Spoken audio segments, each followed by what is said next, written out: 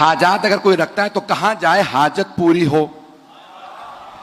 تو بتایا گیا کہ ایک باب الحوائج ہے 7ویں امام. اب 7ویں امام کیسے باب الحوائج ہیں پیش کرنا چاہ رہا ہوں, سنیے گا, تھوڑا ساتھ دیجیے گا میرا. تو اب 7ویں امام سے متعلق ہے کہ آپ 14 برس کے تھے کہ چھٹے امام علیہ السلام نے تعارف کروایا یہ باب الحوائج ہے. بیٹوں میں سب سے چھوٹے تھے, توجہ میرے ساتھ رکھیے گا.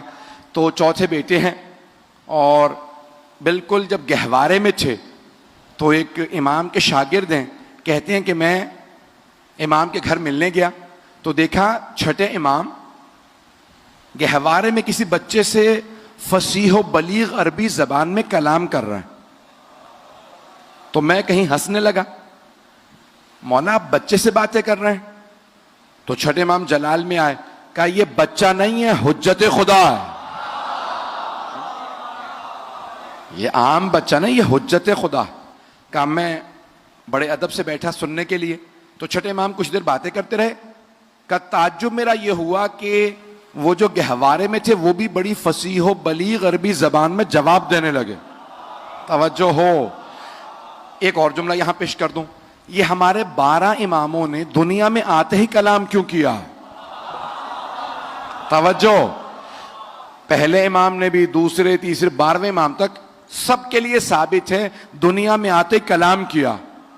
مولا امیر نے رسول خدا سے, امام حسن حسین نے مولا علی سے, امام سجاد نے مولا حسین سے, امام باقر نے چوتھے امام سے, ہر امام نے, 12ویں امام نے 11ویں امام سے, تو ہر امام نے کلام کیا گہوارے میں. تو میں بہت سوچا کرتا تھا یہ کلام کیوں کیا, تو میری نگاہوں میں سورہ مریم آیا.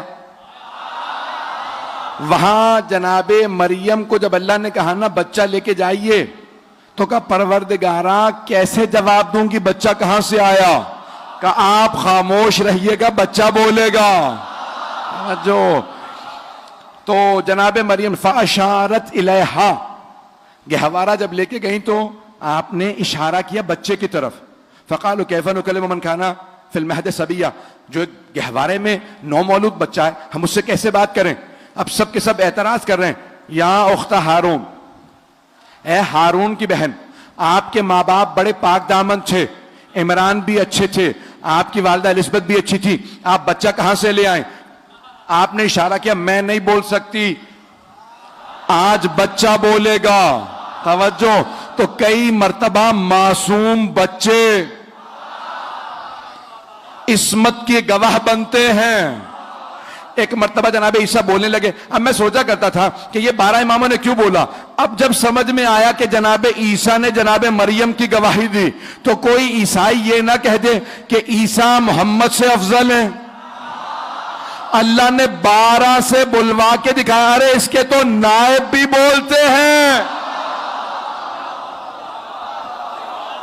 ان کے 12 کے 12 نائب کے حوالے میں بول رہے ہیں. رضانے کے نامی باب الحوائج پیش کر رہا ہوں, اگر سننا چاہیں گے. یقین مانی بے انتہا نہ کہا تھا, زور نہیں لگ رہا مجھ سے تو, لیکن آپ کی محبتوں کی نظر کر رہا ہوں. جہاں تک آپ سنیں گے وہاں تک پیش کروں گا. کہ 7ویں امام 14 برس کے ہیں, تو امام نے کہا یہ باب الحوائج ہیں. چھٹے امام نے کہا, اور باب الحوائج اشارہ کیا, اور دیکھا امام, چھٹے امام پڑھاتے تھے. جب پڑھاتے تھے تو اس میں صرف شیعہ نہیں آتے تھے, اہل سنت کے بھی بڑے بڑے علماء پڑھنے کے لیے آتے تھے. امام ابو حنیفہ شیعہ نہیں تھے, پڑھنے آتے تھے, امام پڑھاتے تھے. کبھی نہیں کہتے تھے جب تم امام نہیں مانتے تو پڑھنے کیوں آتے ہو. توجہ, امام مالک بھی پڑھنے آتے تھے, امام ابو حنیفہ بھی پڑھنے آتے تھے, امام پڑھاتے تھے. ارے یہ تو چلے پھر مسلمان تھے, یہودی عیسائی آتے تھے, یونان کے بڑے بڑے فلسفی آتے تھے پڑھنے کے لیے. چھٹے امام کبھی نہیں کہتے تھے کہ ارے جب مانتے نہیں تو پڑھنے کیوں آئے. امام کہتے تھے اصول یہ ہے کہ پڑھاؤ, جو عظمت سمجھ کے مان لے اسے آنے دو, جو نہ مانے اسے جانے دو.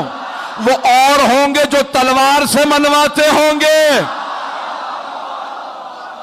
ہم علم سے منواتے ہیں. تو اب یہ امام نے اشارہ کر کے کہا یہ تمہارے باب الحوائج ہیں, میرے بعد تمہارے امام ہیں.